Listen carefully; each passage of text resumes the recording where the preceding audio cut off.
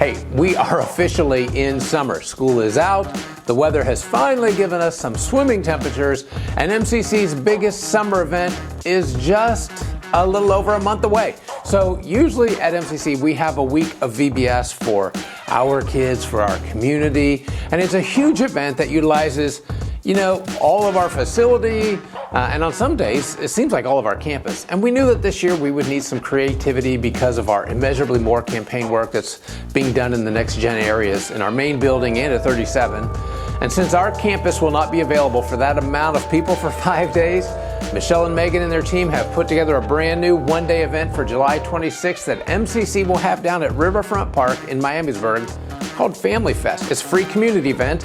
It's all about bringing families together for a day of fun and fellowship and sharing the good news of Jesus. And as always, listen, there's going to be live music, live worship music. There'll be fun minute-to-win-it games. There's going to be engaging Bible stories. Because we're going to the park, it's also going to include like an inflatable obstacle course, giant slides. There'll be carnival games. We're going to have craft stations that will engage everybody. We'll have delicious food from food trucks. And also because it will be at the park, not only will we have all of our children and their friends, but we'll also have those who happen to be in downtown Miamisburg at that time and just want to see what's happening that's so cool for their kids. So be sure to register to serve at Family Fest. You can do that on the Church Center app, you can do it at our website, or for the next several weeks, there's going to be a booth in the back of our worship center. And after this weekend, it's possible, listen, after Family Fest, we may actually exceed our Challenge 2025 goal of 1,300 conversations with saints and sinners and strangers. Because my guess is, you're going to have a chance to meet and have a conversation with a lot of people, children and adults, that you don't know yet. I hope you'll let God bless our community's children and families through you by being part of Family Fest. Oh, this weekend, by the way, we've been talking about this, but this weekend, this is it. Love Our City. If you missed the prior info, for the first few years, we've partnered with the city of Miamisburg for an event called Love Our City.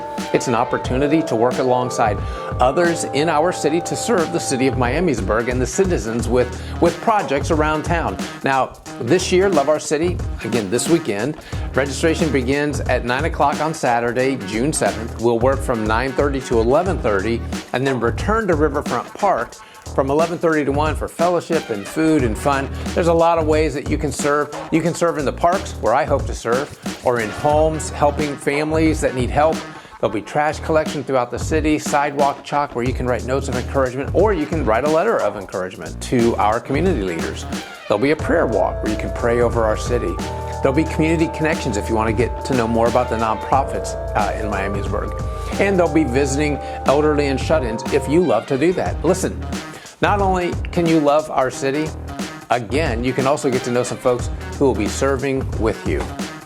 One of our ladies, Judy Domigan, was telling me just recently that she had Viking Heating and Air come to her home to help clean out her dryer vent. She was sitting there drinking coffee out of her MCC coffee cup, and the young man that was doing the work inside her house saw her cup and started a conversation with her about MCC and how he had worked on our new building. So Judy invited him to come and worship with us. Listen, that's how simple and easy these conversations can be. It's just about being intentional to build a bridge to someone. You're not trying to lead someone to Jesus in one conversation. Just treat them as if they're someone Jesus is interested in, so you're interested in them too. All right, this weekend is our third week in what we call the Book of Romans. But as a reminder, this is a letter that Paul wrote to the first century church in Rome, and as letters do, it just kind of builds on itself. It follows itself, and each week our messages will continue to build on what has been said prior to that week. So if you've missed any of them, please read the Book of Romans. Please check out our messages online. In week 1, I encourage you to memorize Romans 1:16. I think this would be helpful for all of us to have that in our hearts and to hold it there so that we have it to draw from. And in case you didn't get a chance to do that yet, here it is. Paul writes this: "For I'm not ashamed of the gospel, because it's the power of God that brings salvation to everyone who believes, first to the Jew, then to the Gentiles." Jews and Gentiles. It's basically saying all of us. If you're Jewish, you're a Jew. If you're not Jewish, you're a Gentile. So this gospel is for all of us. However, it's not accepted by all of us. And Paul was saying what unites us is that we're all sinners in need of the grace of God extended to us through his son, Jesus. Now, what's most likely obvious to everyone in our culture is that if you believe that Jesus is God's Son and He's the only way to be saved, and you believe that the Bible is the authoritative Word of God, you are what sociologists call a cognitive minority. Now, we'll learn this weekend what that means and why it's important to understand what Paul says next. So this weekend, we're going to see why we feel a pull to, follow the rules and maybe even confuse being good enough to get into heaven with the truth that Jesus has already paid your way for you there. Listen, whether you're joining us online or on campus, I'm looking forward to sharing that with you this weekend.